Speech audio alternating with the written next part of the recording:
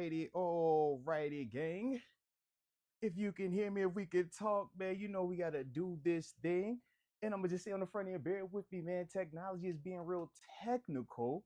This past couple of, I guess, nights since the boy didn't got back in, man. So we are testing everything out. About to say, let's see if we can get this thing copacetic. Oh, am I even plugged in? Lord, there we go. Trying to get this thing. Let's go, let's go, let's go. Yo, yo, yo, yo, yo. Audio is silent. Let's see, let's see. Definitely. Okay. Interested. Now, Cookie Monster said audio is solid on his end. Ethan Lee says audio is good. I'm getting a lot of audio is good. Let me even. Yo, yo, yo, yo, yo. Okay. Yo, yo, yo, yo, yo, yo, yo, yo. Yeah, I am not sure, but the gang is saying we're good over here. Shout out to Jar Devil. Okay. So we shall see. We shall see. Yeah, brother, man, that intro music was a tad bit loud, man. Had to make sure everything was getting reset over here. Like you said, you know how it goes sometimes, man.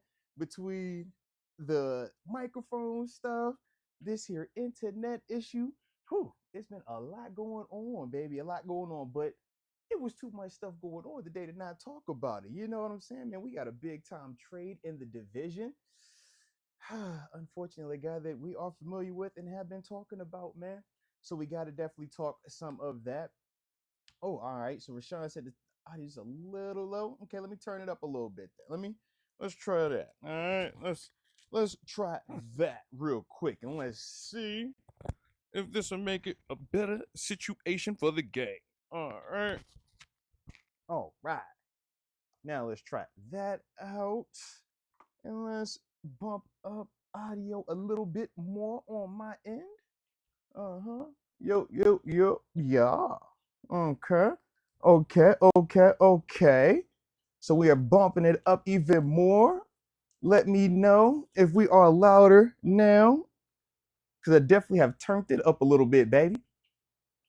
Okay. Shout out to Wendy Johnson, also rocking out. Says nice, better. See loud and clear, perfect. Okay. Let me find out. Let me find it up quarterbacking this thing a little bit, man. Come on now. Come on now. Yeah. All right, Country Maliki said we good. Hey, sometimes you gotta mess with the audio a little bit, all right? But it don't matter. When you sitting at 6-2, coming off of another primetime victory, I mean, you gotta vibe out like this, man. All right. Now I see the gang. All right. Shout out to the gang. Y'all in here early with me, man, because we making this thing shake, all right? This wasn't even supposed to happen all the way like this. Y'all know we're supposed to be here at 2 o'clock. Everything kind of got shifted up. So I'm going to give you the backstory, condensed version. Your boy flew in yesterday morning. Internet was down. So it was like, all right, we're going to have to hold off on the shows. Randomly, right before the game starts, internet pops back up working. Do the post-game stream. We have it set up for 2 o'clock today. Me and the homie Deke supposed to be in here, right? Man, why at about 11:30, internet goes down again. I say, Lord. But here we are. So now we back. Hopefully this situation works for a little while. We get this topic off, man, talk a little bit, and then from there, hopefully by Friday morning, man, everything will be situated and we'll be back to regularly scheduled programming. Me and the homie Deke, man, and that is why you got that 9:20 a.m. start time on Friday. All right, so that's the backstory, man. That's kind of where we at with it, but letting y'all guys know, all right, because it doesn't matter. We don't seek comfort, baby, all right? We seek solutions. Shout out to the Coach T's of the world, all right? So with that being the case, so we got some around the league stuff, man, we definitely want to talk about, man. And we got to obviously rehash some of the stuff from last night, man. Obviously, we had some time to sit on and sleep on it for a little bit. And I'm sure, man, a lot of y'all other guys that weren't up with us on the late night stream might have some stuff that y'all want to talk about, man. Some questions from the game, man. So obviously, your boy is going to talk to you about all of that. But with that being the case, y'all already know how we do. Don't matter if it's solo or if the homie Deke, TG, and everybody hit. Don't matter. Drop it in the comment section where you are tuning in from. So that way I give you that big boy shout out to start today's show. And of course, don't forget to hit that like button one time for the culture and subscribe if you are new to the channel, baby. Love it when the technology gets technical with me, man. Heck yeah. All right.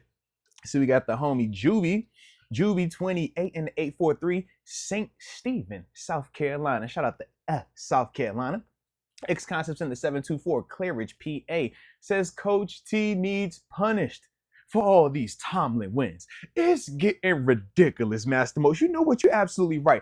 I am so sick and tired of this man constantly providing these Tomlin wins and what we traditionally call trap games. I mean, it's just, how you gonna show up in prime time and keep the streak alive?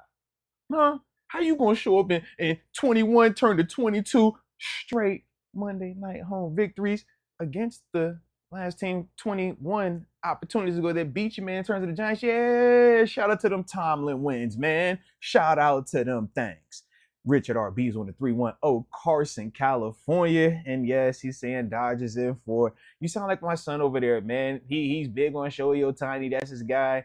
And yeah, he obviously knows that I like the Yankees. So he's letting me know, hey, Dad, you know your guys lost again, right? Hey, Dad, how many games in the best of 7 do the Dodgers need to win to beat the Yankees for the World Series? I'm just like, yo, gosh, stall me out, man. So hopefully we can have some dignity, all right, and get at least one victory right now. But you got to get what? Get one, start the day back up, all right? Jared, Pittsburgh Steelers for life in the 559, Visalia, California. Shout out to my Cali people as well. Spice Creations in the 832. Houston, Texas. Shout out to Houston. And yeah, man, rough day for them Houston Texans, man. We got to talk about the homie Diggs, man, going down as well. Definitely sucks to see that. Man, brother man, to you. Shout out to brother man to you. 609 New Jersey in the building. And I appreciate you rocking with me too, man. You've been real, sir? You've been real impactful in terms of letting me know with some of the audio stuff, man. So I do appreciate your participation, man, from the heart. Ali the Ripper in the 432 Texas, baby. Shout out to Texas. Ethan Horton, the 616 Michigan. And let me end it with the homie Jawaski Webb in the 843 Charleston, South Carolina. Yeah, I like it. Man. And yeah, when I got up this morning, I was like, all right, got some stuff to talk about, some things, we're going to look into. We obviously know the NFL put out their new power ranking, seeing how we viewed league-wise. But then right before it was time for me to do this thing, we got the news about Deontay Johnson. I say, Lord, how we done this one, man? Now, Deontay Johnson is obviously the guy that we have been talking about, saying that we potentially wanted to find a way to get him back, right? We said, man, is there a way where we could trade back from? We looked at the rules and said, no, you can't trade back. We said, dang, all right. So then we said, all right, well, how can we finesse this thing, man? Maybe we could talk to the Panthers or talk to DJ, make himself get cut, and then we sign him. All right, no, that ain't work. That ain't work either. But to see that this dude that got traded to the daggone Baltimore Ravens. Oh, not the Ratbirds. Anybody but the Ratbirds. Like, come on, man. So this is my thing. Deontay Johnson, heck of a wide receiver, man. That was one of them dudes that I like while he was here because the dude creates a ton of separation, man. I love how he runs routes. And we know the knock on him is consistency catching the football. But in terms of the way that it's talked about versus the actual reality of it, way more of a folktale than actual this guy not being able to catch the football. I mean, you look at his statistics, and that shows in its own regard.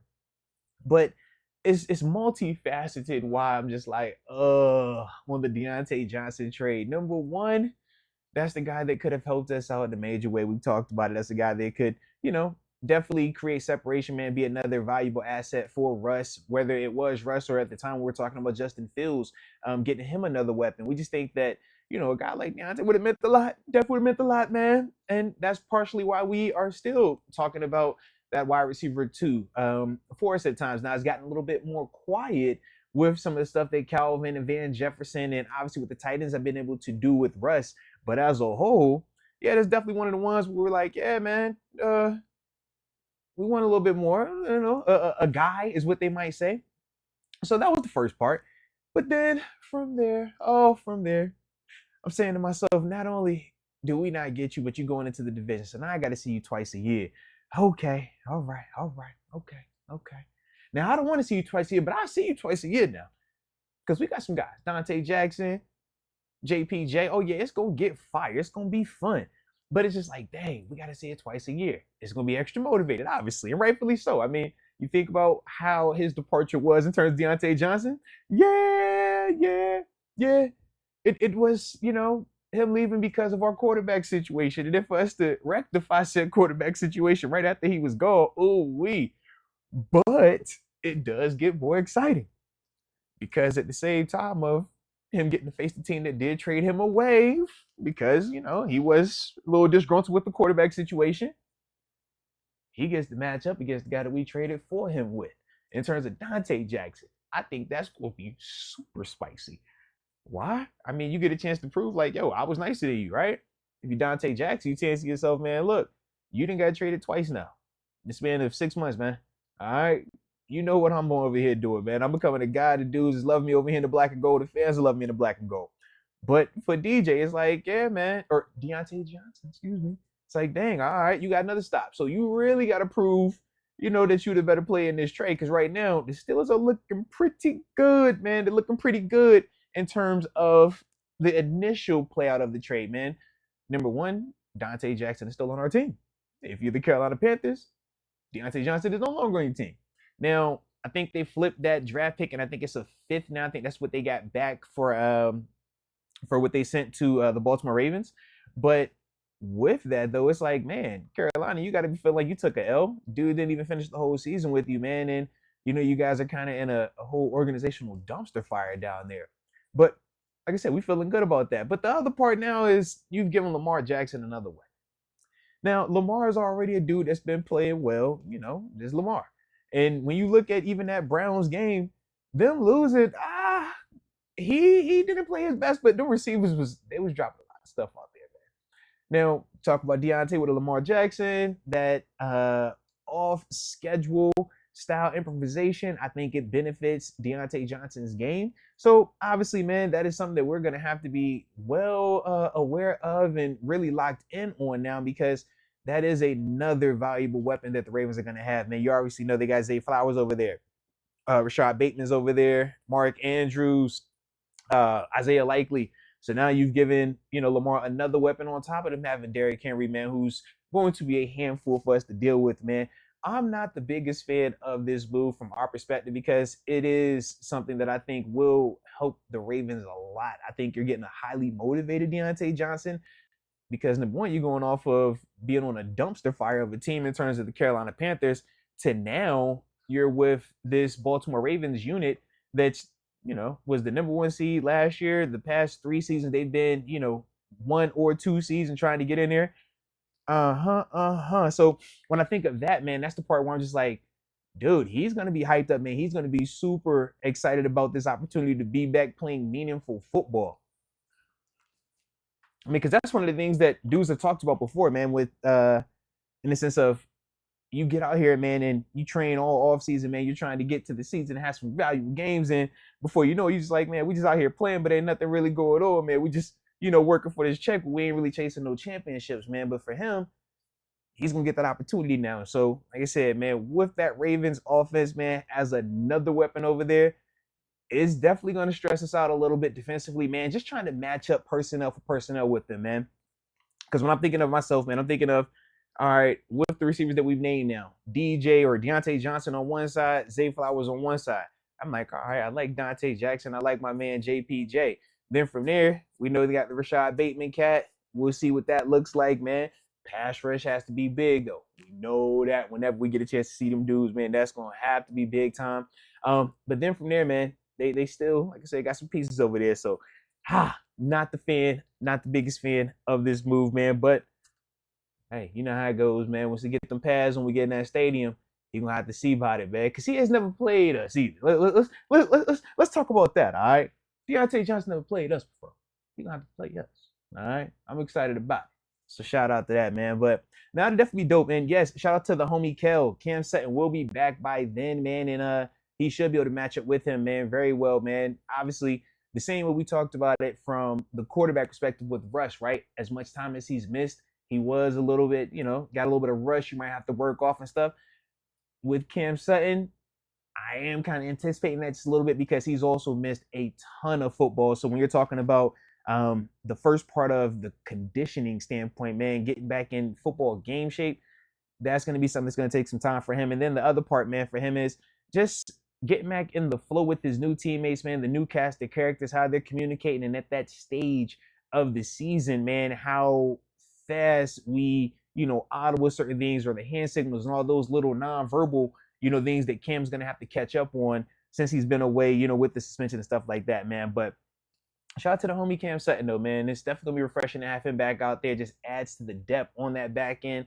Obviously, we've seen what Beanie Bishop has been doing these past couple of games as well, man, in terms of creating turnovers. So that should definitely help us out, man, in terms of offsetting some of that stuff that Baltimore's going to try to do, man. But like I said, they're going to have to defend us as well. And that's the other part that I'm really looking forward to because, yeah, it's easy to score. It's not easy to score, but it's easy to get really enamored with the Ravens offense, right? And it's like, dang, man, they've added another piece to the situation, da-da-da-da-da. But it's like, they still have to play some defense, man. And yeah, that has seemed to be in their Achilles heel a little bit, man, these past couple of games. But shoot, before we even get to them, we're going to enjoy this bye week. And then we got to deal with the young boy down in D.C. that's having some of these little heroics. All right, shout out to the homies, though, man. Shout out to the homies. But yeah, let's see, man. Let's see. Oh, we got a couple supers coming in the building. Why don't you hit that like button one time, too, while we here and subscribe if you are new to the channel. Typically, we like to do this podcast out, me and the homie D get here, but the way technology has been working or not working all the way fluidly for the boy, we've had to move some things around, all right? So as we working through it, you're getting a solo today, but me and the homie will be back, man, Friday morning, as long as Verizon takes care of this internet situation for me. Pretty please, Verizon. Pretty please. I'm asking nicely, all right?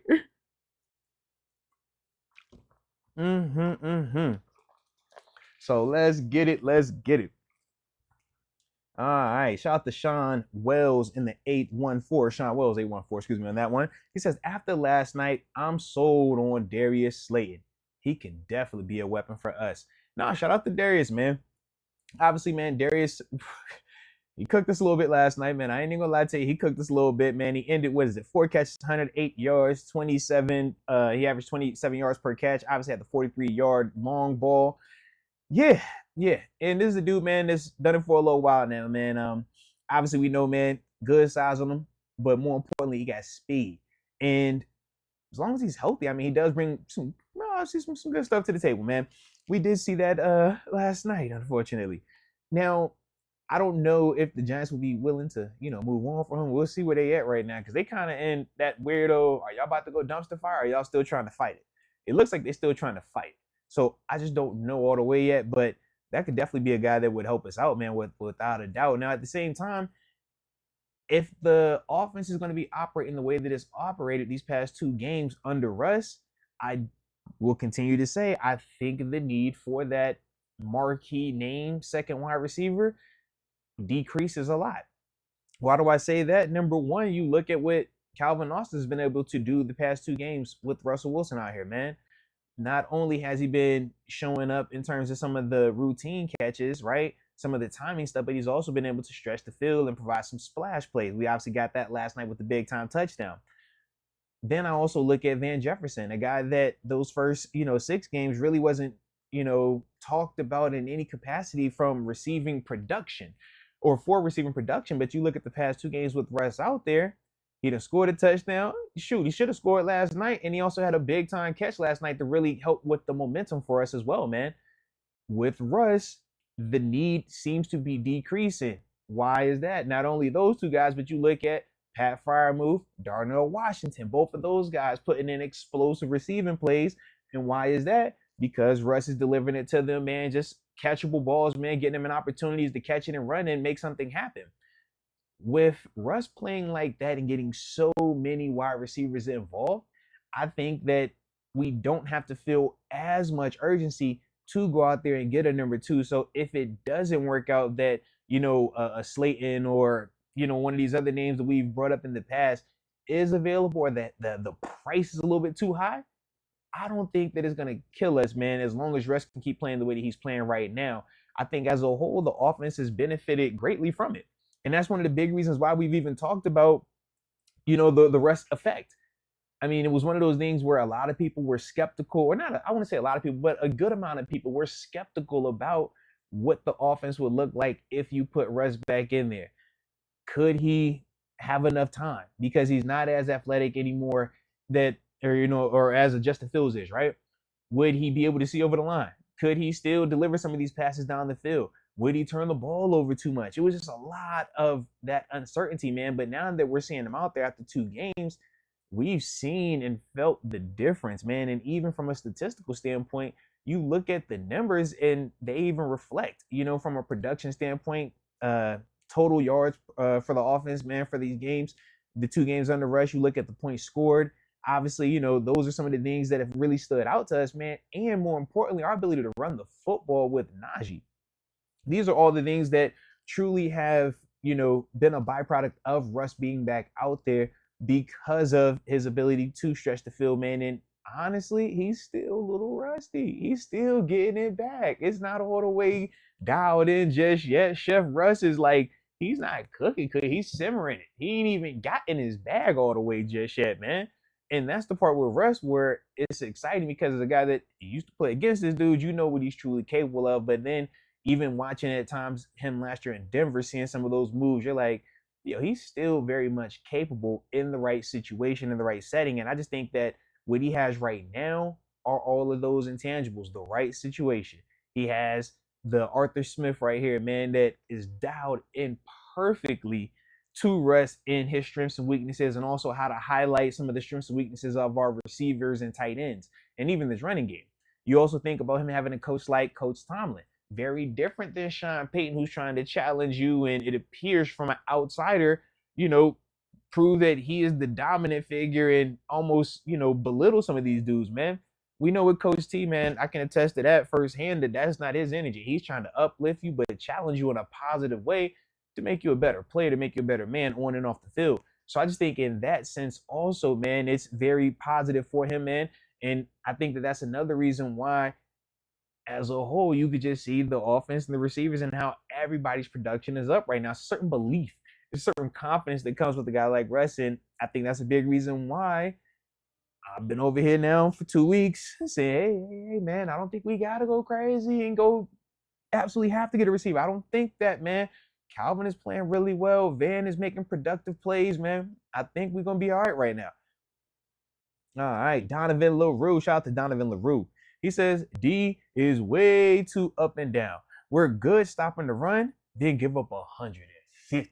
Shaking my head. What can they do to get consistent? Or is it going to be a roller coaster every week? No, man, to get consistent, they have to be just more consistent in terms of being fundamentally gap sound. That big explosive run last night, man, 2 guys in the same hole. Never a good situation, all right? So with that, man, that has happened a little bit too much. And at the time, I would also say with some of our second level defenders, man, just the things that make them talented are also some of the things that get them in trouble. And what I mean is, you can, yeah, Rashawn, yeah, 900 juice, yeah, y'all caught on, yeah, you never want to be two in the same, bad business, all right, bad business. But with some of the athletic guys we have on our second level defenders, linebackers and safeties included, they have, the ability to make plays by running behind blocks or, doing things that are fundamentally wrong, but because they're so athletically gifted, they're capable of making some big time plays, and we've benefited from that. But at the same time, when you do that and you don't make the play, you will open up some larger holes, and now you kind of run into a little bit of a situation where an explosive play is given up. I think that kind of is the gift and the curse of what we're doing on our defense, because we don't want robots, but at the same time, if you're not making the splash play and you compromise the integrity of the defense, this is what we open ourselves up to. So in that sense, we have been a little bit more feast or famine. But I do think that, man, coming out of the bye, guys be a lot more healthy. We'll also have just more consistency in the lineup. We know, man, we missed Alex Heisman for a couple of weeks, man. I think, him being back does help out with the run defense. But you could also still see at times where, yeah, we're not all the way gapped out the way that it needs to be. And those are the things that when everybody's back on the same page, you're no longer having as many of the depth guys kind of being out there, right? I think all of that will be a big boost for them. And then eventually we're gonna get Nick Herbig back as well. So now you're just getting a better quality player or higher quality players out there. And I think that that also helps us out, man, in a major way. So I think a lot of that has played into some of the run game shortcomings. And my hope is that we'll be putting that more so in the past and now moving forward to, like I said, being a more stout run defense, because we have way too much talent and our personnel is way too, productive just from what we've seen for them to be as inconsistent as they are at times playing against the run. All right, y'all hit that like button too, man. If y'all digging the solo, man, how we doing it today? And don't forget to subscribe either if you are new to the channel, man. Donovan LaRue also said we need a wide receiver too. Everyone in the AFC has upgraded. Well, I mean, let's talk about it, right? So Buffalo, they brought in Amari Cooper. Baltimore, they just got Deontay Johnson. The Texans, they just lost Diggs. The Jets, they brought in Devontae Adams. I'm trying to think who we. And then DeAndre Hopkins just went to the Chiefs. Shout out to DeAndre Hopkins to the Chiefs. That's gonna be interesting too, man. I like it, but I don't like it, but I kind of like it. I don't know just yet, but that's like, yo, that's a little vibe right there. That's a cool little play. Shout out to the Titans for doing that. I don't know why they did that one specifically, but shout out to the Titans, man. But AFC wise, I mean, sure, there are some guys out there, man. But when you think about how we play our style of, football and stuff like that, and defensively, what we've been able to do to kind of offset some of the production from some of these higher end wide receiver groupings, I think that's the part that kind of gives us the saving grace, man. And why, once again, I don't get overly worked up about, the wide receiver situation with Russ playing how he is playing, because he is only going to continue to get better. And with that being the case, he's showing that, man, there is a lot more production that was, available from this wide receiver group that wasn't being fully utilized. And now we're getting it, and it showed up in back-to-back weeks. So we do it a third time. Now we got real life consistency. Now, the other part that, when I'm thinking of in the sense of, could you add a guy? Sure, you could. And does it make your offense better? Yes. Christian Kirk, would that help you? Absolutely. Calvin Ridley, right? All these dudes we've brought up before, absolutely, that would help us. The Mike Williams of the world, right? In terms of the size, the athleticism that he plays with, yes. All I'm saying is we don't have to go out of our way to go get one of those guys. It's, I think if the deal makes sense and it's available, cool. But I don't want to see a scenario where we go a little bit over and beyond for a guy when I don't think that that's needed for us to, like I said, man, be the guy that, or be a successful team, man. All right. Oh, and they said Christian Kirk's out for the year. Like I said, see, I didn't even check that, man. So, hey, that was one of the dudes off the top of my head, man. But that's unfortunate, man. That is definitely unfortunate. All right. Shout out to Dondre Ezell, too, man. Dondre Ezell in the building, man. Salute to you, baby. Yes, sir. All right. He says, proud of Calvin for getting his shine this year. No, without a doubt, man. Calvin Austin is one of those guys, man, that is really developed, man. It's been really refreshing to see his growth and production this season, man, on the football field. Number one, man, we talked about him coming out as more of a speed guy, and I know, we had the little disagreement when we were talking about his ability to run routes and the details with it, and then we all kind of agreed, yeah, he has to improve in that area. Then we see him this season, man, and he really steps up, man. He's been able to not only, continue to play fast and be durable, but you've also seen the uptick in detail in his work. He's a hands catcher with the football, man, so he doesn't, allow defenders to really, knock balls out of his hands. He's consistent when he catches the football. Definitely love that. And he plays like he's fast. Like, you got some guys that want to run fast until it's traffic or until they on the football field and they might get hit. Now all of a sudden I ain't fast no more. Calvin runs fast the whole time, man. So I respect the heck out of that. But then you also got the big element of him in the special teams aspect, man. This is a dude that, number one, once he gets that ball, it always feels like he's about to take it to the house. She's like, oh, is he about to do that? And then when he actually does, it's like, whoa. And last night, man, shout out to that play last night too. Shout out to Danny Smith. But with that though, man, it was just like, dude, watching, Calvin run up that sideline, you're like, man, this guy is rolling. There's nobody out here that's even close to touching him. That's the thing for me that I'm like, yeah, when you're adding that, man, and can consistently show up and do that in stadium, that is tough for teams to defend against, man, whether you're talking defensively or even on special teams, man. That's just a tough dude. And right now, man, he's showing up, man. And he's showing that he can be a consistent contributor, man. So I agree with you, man. Dondre Zell, man, gotta shout out the homie Calvin Austin, man. Definitely. All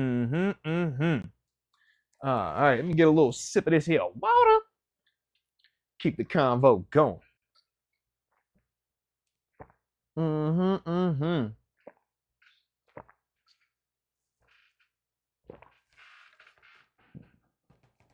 Oh, Pittsburgh Toddy said, yo, we're all the trade Najee folks. Nah, man, they can't do that. No. Them days is done now. Them days is done. Because Najee out here balling. But shout out to Najee, man. Continuing to look fast, continuing to look explosive. I like this, the smaller version of Najee, man. He said, I done cut a couple pounds. Y'all gonna have to see about me. And for sure, that dude's been doing his thing this year, man. The physicality, man, with his running, man. The ability to show some explosiveness, man. Being elusive as well, man. Almost like slippery, so to speak, man. Watching him run. These are all the things, man, that you want to see. And these are all the things that he looked like he was doing in Alabama. This is that Alabama Najee Harris, man. The one that I could jump over you and actually clear you. Man, got my man benched last night. But then after that, it's like, yo, he still is a physical run behind his pads, and I'm going to make you tackle all of my body, all of my weight, constantly falling forward, man. That Najee we've been seeing this year, that Najee doesn't show specifically these past 2 games. Yeah, that's big time, man. That's the type of guy that gets paid. That's the type of guy I want us to pay. As you can see, man, when he is on, it makes life easier for everybody. But he gets on a lot easier when a guy like Russ is doing what he's doing, or just the threat of him being able to do what he's done for so long. It makes you have to take that extra safety out the box. When you're playing against Najee, man, all right, all these teams been giving him that single high, walk that extra defender into the box. Yeah, that's tough to run against. It's tough. But now we got somebody that's really taking chances and saying, yo, I'll take advantage of that single high look. Don't play with me, man. Don't play with me at all. That's what you need, man. And like I said, man, Nas definitely doing his thing, man. So shout out to him, man. Shout out to him. Yeah, Frank K. Najee will be in a bidding war somewhere this summer. Hopefully, Omar can give him a deal that's so sweet that he don't even want to talk to the congregation, talk to the guys outside of Pittsburgh. But at the same time, I can understand. I can most certainly understand if Najee says to himself, yeah, I'm going to entertain these other offers because you guys had not 1, but 2 chances to get this deal done. You could have picked up my 5th year option, and then after my 3rd year, you could have, did the long-term negotiation or the multi-year contract. And unfortunately, they chose to not do the multi-year deal along with declining the 5th year option. So for Najee, man, it's like, dude, you've done your part. You put yourself in a great position to finally, hit the open market and see what your value is. That's been part of what the conversation around running backs has been. Are they devalued? The market had went south, but then you look at how it transitioned these past couple of years, man. Guys like Saquon getting paid again. We obviously talked about Kamara, Christian McCaffrey getting a check, Josh Jacobs getting paid nicely this year. All these different type of dudes. Jonathan Taylor's another guy who got a check. When you look at that, it's like, all right, Naj, now it's your turn, man. Let's see what you're actually, worth. Ramondre Stevenson's getting 10 a year. We were saying, man, that had to be your floor from my perspective. I think that continues, but at times other people didn't agree with that, man. So for me, man, I think that's going to be the interesting part, man. With, Naj, in the sense of, does he just take whatever deal we're going to offer him, once season ends, or does he go out there and see what he can really get on the open market, man? But either way, I can't knock him, man, for either part of it, man. Dude has earned it, man.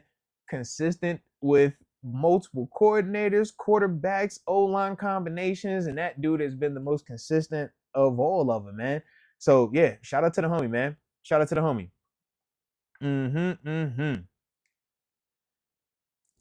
Yeah, I like it. I like it. And yeah, man, I got to talk to y'all too. Well, I don't have to talk to y'all about it, but Rashawn Jones and DC-53, man, that is interesting, man. I saw a couple of people yesterday say that, but at the same time, I am so not sure what y'all even referring to, man, because I put my headphones in and I hear it in both ears. So yeah, it's kind of weird, man. It's definitely kind of weird. We'll figure it out though one of these days, man. All right, but they said, man, for Naj though, man, shout out to him, man. Definitely like what I'm seeing with the homie right there. All right, let me see. Oh, and shout out to Cam Hayward too last night, man. 202 career football games for the Pittsburgh Steelers. Love to see that, man. Obviously, setting his new Steelers team record, man, in terms of most games played as a defender, man. So definitely like that. It's actually crazy, man, that the homie was playing when I was here. I've been retired for going on 6 years now, and he's still doing his thing. Absolutely crazy, man. Absolutely crazy. Yeah, shout out to X Concepts. X Concepts says, I have sound equally in both AirPods. All love, though. I did too when I checked the show last night. I had the AirPod. Man, I don't know, man. All right, we're going to figure it out, okay? But yeah, I was definitely having the same situation, man. So who knows, man. But anywho, going back to my dog Cam Hayward, man. Like I said, man, this dude continues to shine though, man. Continues to be consistent and more importantly, productive, man. Dude been doing it for a whole long time, man. But even last night, man, 6 tackles, 3 solos, had a pass deflection and a QB hit. Love to see it, man. Love to see it, man. And then let me see. Where are we gonna go? Oh, here we go, right here. So, oh yeah, appreciate that, David Decker. I did see that, man. Yeah, they have updated me on Christian Kirk, man, being out with the broke collarbone. So yes, man, definitely takes him off our list. But I did want to look, man, around the league real quick, man. Obviously, we know we've been, continuing to make some noise, man, continuing to get improvement in, continuing to show our stuff, and I like that a lot. I definitely do. But always cool to see, man, what the guys around the league perceive us to be, man, in the sense of, top 10 teams, top 5 teams, and things like that. So with that being the case, I hit that like button one time for the culture and subscribe if you are new to the channel. All right. So obviously, or not obviously, we'll start at 1. All right, we'll work our way back. Number 1 team on the power rankings, they have the Detroit Lions. Shout out to them. The boys sitting at 6-1. They were at number 2 last week. At number 2 this week, Kansas City Chiefs. Interesting. As the boys are 7-0. At number 3, Buffalo Bills. No, I did not make this list. This is NFL.com. But all right, shout out to them boys at 6-2. At number 4 on the list, we got the Baltimore Ravens at 5-3. At number 5 on the list, they have the Washington Commanders, who are 6-2 at the time. Next, the Green Bay Packers at 6-2. They are the 6th ranked team. And then at number 7, they got the Minnesota Vikings at 5-2. At number 8, the Houston Texans sitting at 6-2. And then making their first appearance on the Power Rankings, the top 10s, the Pittsburgh Steelers sitting at 6-2. Shout out to the guys. And Philadelphia Eagles are at 10 at 5-2 as well, man. So, all right, not gonna bore you with the rest of the top 32 or the rest of these 32 teams, but I do like the fact that we're getting a little respect right there. Okay. A little respect. Let me see what they say actually about us as well. So they hit us with the Steelers got stuck in the red zone mud in their first 3 drives, and the pass game in general was a little pedestrian early. So Pittsburgh decided to let Russell Wilson do what he does best, bomb away. Wilson hit Van Jefferson for 36 yards, Calvin Austin for a 29-yard touchdown, George Pickens for 43 yards, setting up the field goal that will put the game out of reach. Wilson was humming along pretty well when he coughed up a 4th quarter fumble. Now, why you gotta bring up this negative stuff right here, man? Come on, man. I don't want to hear that NFL.com. You could have left that out. Requiring, TJ Watt to strip sack Daniel Jones 5 plays later. Not just strip sack, but recovered as well. You know he's a trifecta type guy. Shout out to TJ Watt, by the way. It was Watt's fourth forced fumble in 4 games in the first big defensive save of the night. That's why he's the future defensive player of the year 2 times. Y'all know what time he on. The second was Beanie Bishop Jr.'s. Shout out to Beanie Bishop. Late game interception, marking the undrafted rookie's 3rd pick in 2 weeks, all against New York teams. Shout out to New York. All right, actually New Jersey. Shout out to the Jersey team. All right. The Steelers had to grit through this one harder than I anticipated, but the offense has kicked it up a gear. Wilson has led Pittsburgh to 2 400-yard performances in 2 games.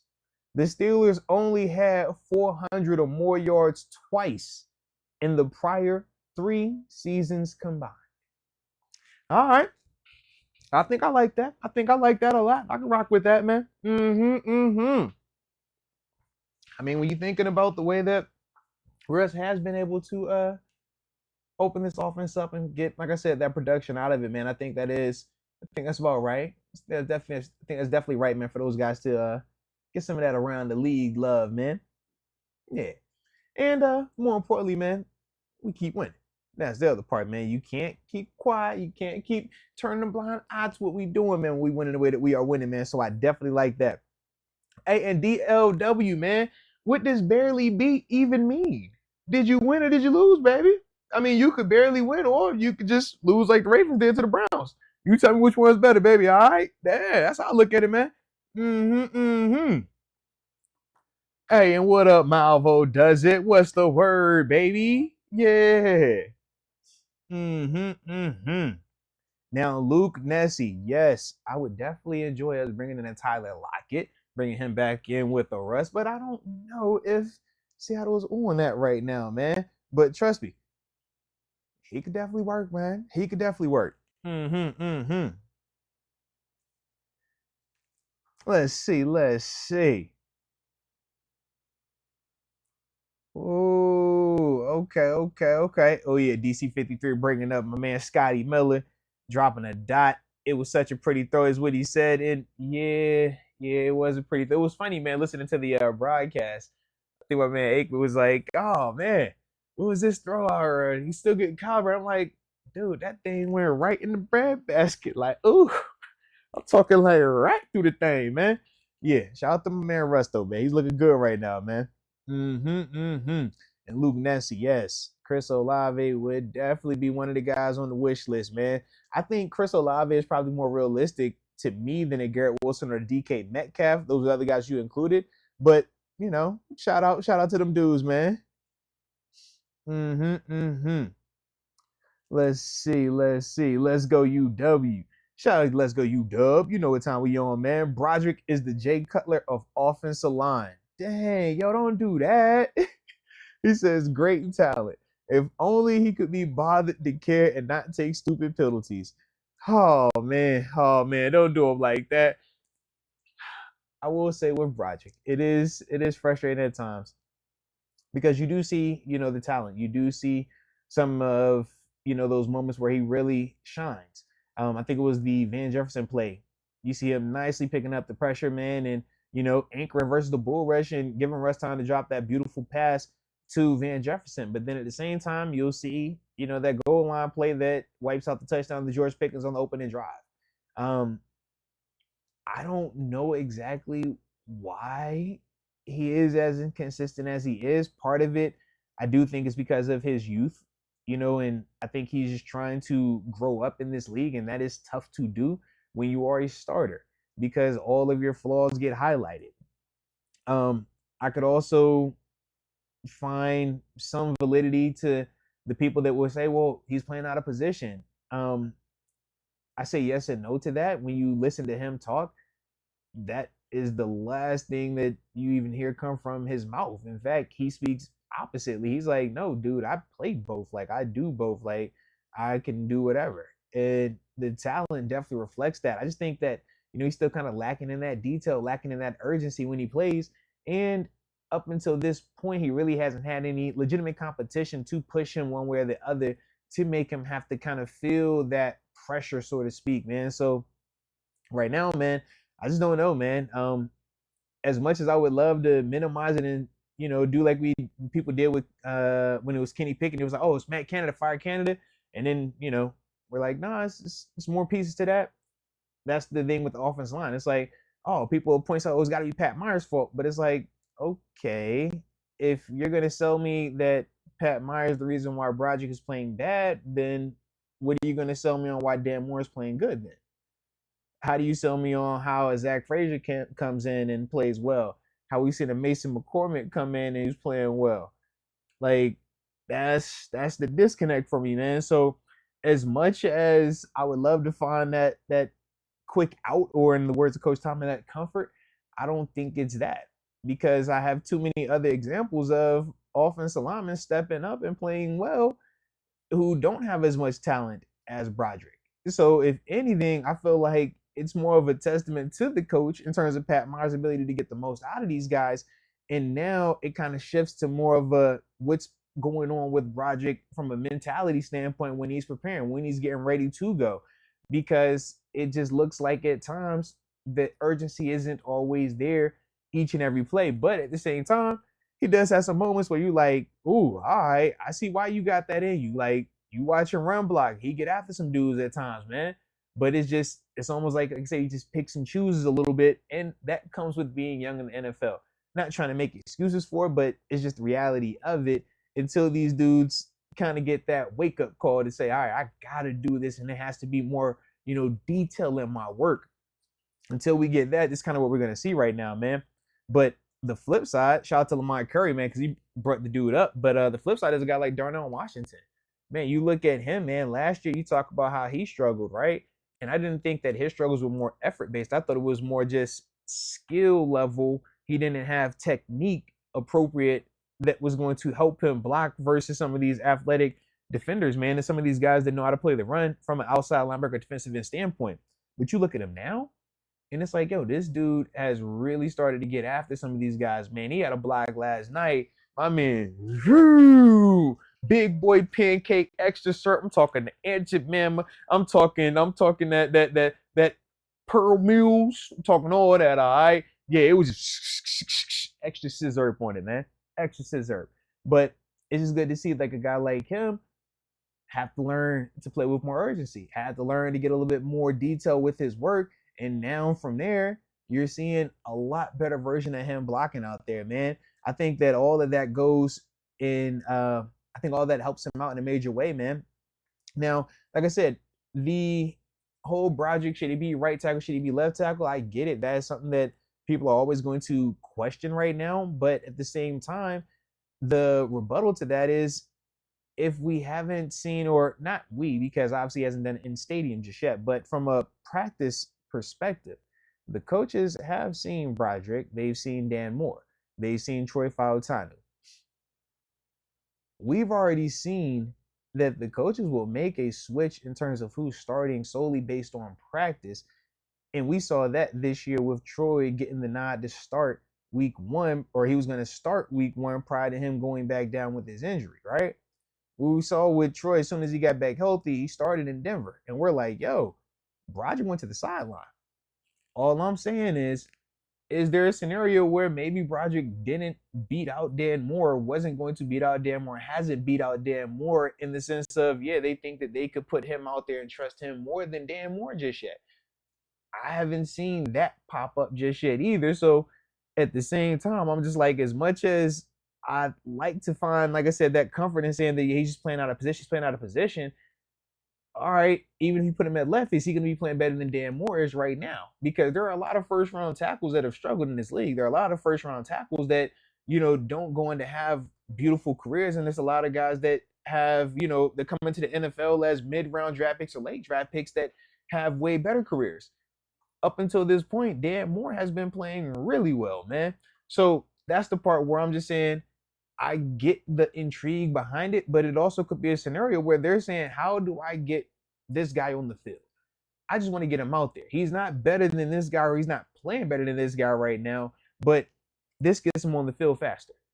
It could be that scenario as well, man. And like I said, with that, it just sucks a little bit, man, but we'll see what's going on with him, man. And like I said, for him, man, the more opportunities he gets in the stadium, the better he will get, man. So that's kind of where I am, like I said, with Broderick, man, in that scenario. But yeah, definitely got. I think if he just played with a little bit more effort consistently, I think that a lot of his issues would go away a little bit, man.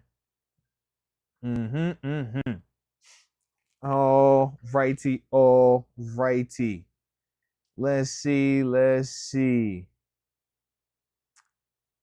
Before we get up out of here, about to say, because it is about to be an hour in that thing. Had a little fun, you know how we do. Going through and working through all our up and downs of the day as well, man. With this here internet situation, for those that don't know, internet's been all over the place, man. Working one moment, not working one moment. So that's why the homie Deke is not here, because we weren't gonna have a show because the internet wasn't working. Then I came home, internet started working. All right, so now we back. Audio be kind of up and down. Some people got it in both ears. Some people got it in one ear. People saying it's too low, too high. I don't know. I'm just here. You dig? Because the boys once was a Victory Tuesday. And you know I had one of my good weekends too, man. Because you know I looked around. I was like, JMU won. Shout out to my JMU Dukes taking care of business, becoming bowl eligible. 6-2 on the year. Let's get it. I also saw that on Sunday, it was a blue and red team named Buffalo Bills. They won. Okay, hey, now whoa, one time, have a coach. Okay, and then after that, I saw that the black and gold Pittsburgh Steelers in the color rush took care of business last night. Man, you love to see it. It was a vibe. It was absolutely a vibe. And I got to do a couple cool interviews yesterday, man. Got a chance to talk with Louis Lips. We obviously know big Lou. So that was a blast, man, down there in the FedEx Great Hall prior to the game starting, man. It was cool to see some of y'all out there as well. And then I also, man, did an interview with the homie Jeff Reed, 2-time Super Bowl champ, man. Absolutely phenomenal dude, man. Fun convo, man, in terms of when he is interviewing. Yeah, you never know. It's a blast, though, man. Absolutely was a blast, man. So shout out to the homies, though, man. In the Barbarian, I hear you on this ODU talk, baby. I hear you. I saw y'all did get y'all. I think y'all beat App State this weekend. I think that's who y'all was playing. And look, man, ODU's cool. It's cool. I ain't sure. Hey, look, my daddy went to ODU. All right, but the same way I tell him, tell you, Jim, you gonna whoop him. You know that, man.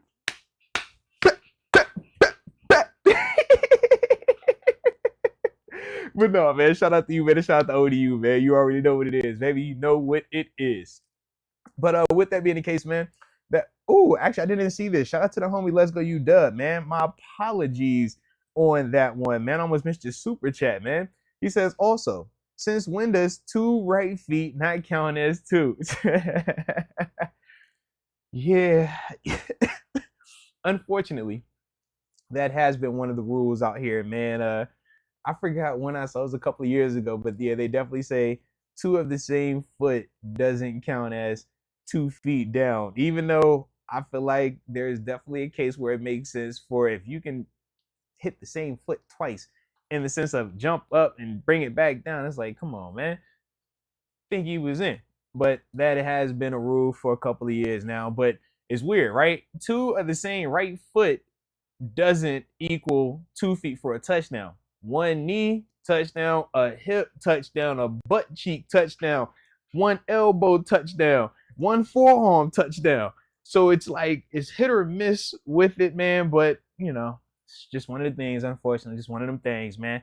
But it doesn't matter because we took care of business and we got another victory, man. And now we get to go to this bye week. Relax, baby. So with that being the case, man. X-Concept, you are funny. It's discrimination against amputees. What if a receiver had only 1 foot? They can't catch a ball. Listen, man, you got to stop this, man. All right? Maybe good in college. Maybe good in high school. But yeah, man, it's tough out here. All right? It's tough for the amputees if you want to play in the football league, man. If you want to play National Football League, you're going to need 2 of them things. All right? It just is what it is. But yes, David Decker seconds that. He seconds the X-Concept discrimination on amputees. All right. There it is. Can't even stand 10 toes down. Y'all gotta chill, man. All right, I'm solo today. It ain't like I can put it on Deke now. Usually, if it's us sitting here together, I'm like, oh man, it was probably Deke said something like that. You know, I'm gonna say nothing like that. Man, y'all gotta chill, man. All right. A stump equals 2 feet. I'm going. All right, I'm getting up out of here. We not about to get me in trouble today. All right. But y'all funny, man. Shout out to y'all for the heart, man, for the culture. You know what it is, man. All right. Can't wait till we get everything back, completely back like it's supposed to, man. So me and D can get in here and cut it with all of y'all, all right? But with that being the case, man, appreciate y'all for rocking with me today, man. Hopefully y'all enjoyed it. If you did, don't forget to hit that like button and subscribe. And stay safe out there. But until next time, baby, peace.